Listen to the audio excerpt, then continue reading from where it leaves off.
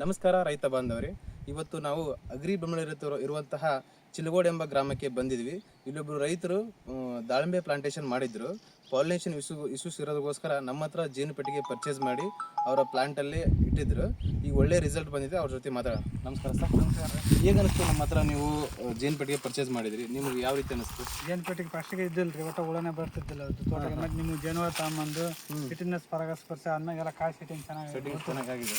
ನೀವು ನೋಡ್ಬೋದು ರೈತ ಬಾಂಧವರೇ, ಇಲ್ಲಿ ನೋಡ್ತಿದ್ರಲ್ಲ, ಈ ಕಾಯಿಗಳು ಈ ಥರ ಸೆಟ್ ಆಗಕ್ಕೆ ಮೇನ್ ಕಾರಣ ಏನಪ್ಪ ಅಂದ್ರೆ ನಮ್ಮ ಜೇನುಹುಳುಗಳು ಏನು ಮಾಡ್ತಾವೆ, ಇಲ್ಲಿ ಕಾಣುತ್ತೆ ನೋಡ್ರಿ ಈ ಮೊಗ್ಗು.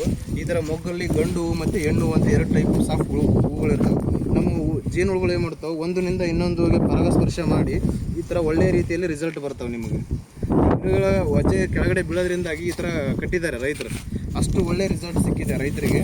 ನೀವು ಸಹ ಏನಾದರೂ ಟೆಕ್ನಿಕಲ್ ಇಶ್ಯೂಸ್ ಅಂದರೆ ಪರಾಗಸ್ಪರ್ಶದಿಂದ ಏನೋ ಟೆಕ್ನಿಕಲ್ ಇಶ್ಯೂ ಅನುಭವಿಸ್ತಾ ಇದ್ದರೆ ನಮ್ಮನ್ನು ಕಾಂಟ್ಯಾಕ್ಟ್ ಮಾಡಿ ಈ ಥರ ಒಳ್ಳೆ ರಿಸಲ್ಟ್ ನೀವು ಪಡ್ಕೋಬೋದು. ನಮಸ್ಕಾರ.